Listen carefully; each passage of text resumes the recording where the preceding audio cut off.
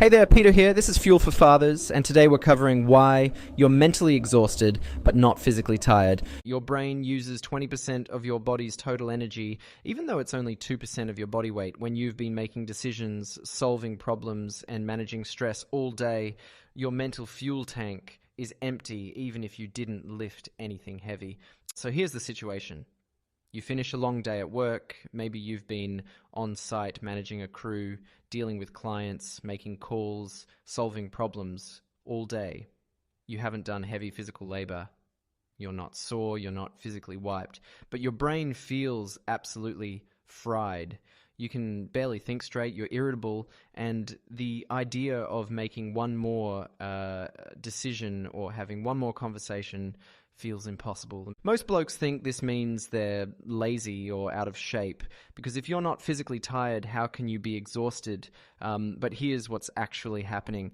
Mental work burns through glucose and depletes neurotransmitters just as much as physical work burns through muscle glycogen. Your brain is an organ that consumes massive amounts of energy, and decision fatigue is a real physiological state, not just feeling a bit worn out. Let me explain the mechanism. Your brain runs on glucose. Every thought, every decision, every problem you solve requires your neurons to fire, and that firing uses energy.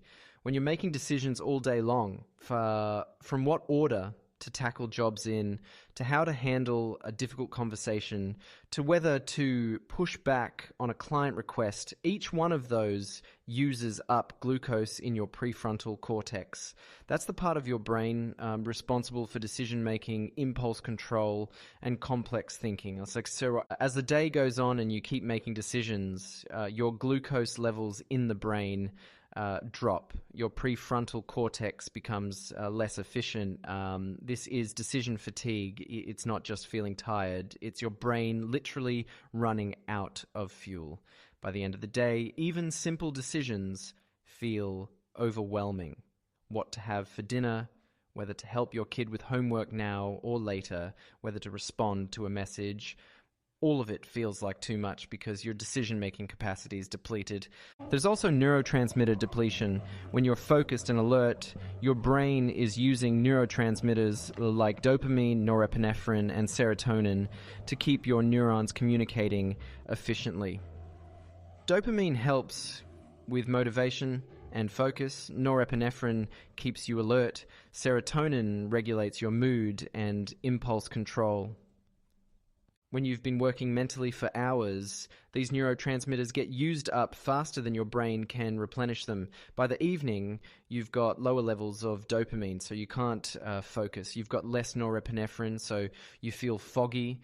Your serotonin is depleted, so you're irritable and your mood is flat.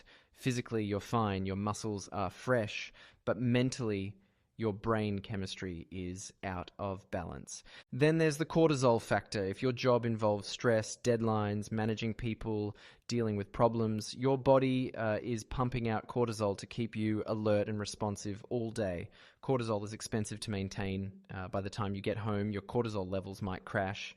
And when they do, you feel mentally and emotionally drained, even though you didn't do anything physically demanding.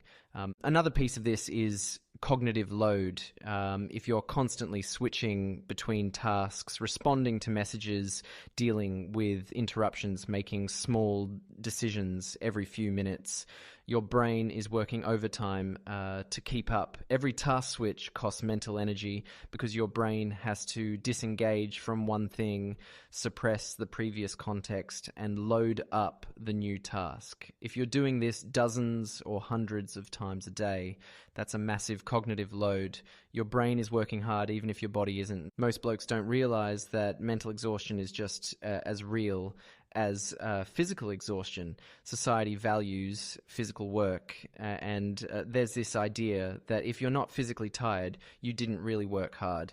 But your brain doing 8 to 10 hours of decision-making, problem-solving, and stress management is absolutely exhausting. The fact that your muscles aren't sore doesn't mean you didn't use energy.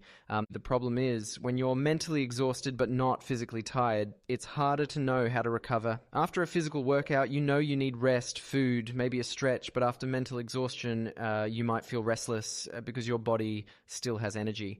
So you end up scrolling your phone, watching TV, or staying up late because you don't feel physically sleepy, but your brain desperately needs downtime. Here's the thing. Mental exhaustion requires different recovery strategies than physical exhaustion. You can't just sit on the couch and expect your brain to recharge. You need to actively restore glucose, replenish neurotransmitters, and give your prefrontal cortex a break. So what can you actually do about it? First, eat properly throughout the day to keep your brain fueled. Your brain runs on glucose, and if you're skipping meals or just eating quick carbs that spike and crash your blood sugar, you're setting yourself up for mental exhaustion by mid-afternoon. Have regular meals with protein, fats, and complex carbs. A protein-focused lunch with vegetables and a small serve of brown rice or sweet potato keeps your glucose steady. Mid-afternoon, if you're starting to feel foggy, have a small snack with protein and fat, nuts, jerky, a hard-boiled egg. You're refueling your brain, not just your muscles. Second, take real mental breaks during the day. If you're going from task to task with no downtime, your prefrontal cortex never gets a chance to recover.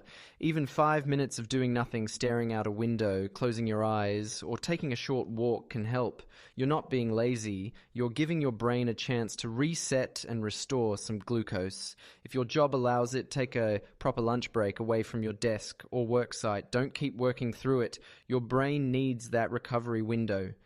Third, do something mildly physical in the evening, even though you're not physically tired. A walk, some light stretching, playing with your kids outside, anything that gets your body moving. This sounds counterintuitive, but physical movement actually helps restore mental energy. It increases blood flow to your brain, which delivers fresh glucose and oxygen. It also triggers the release of endorphins and other neurotransmitters that help balance out the depletion from the day.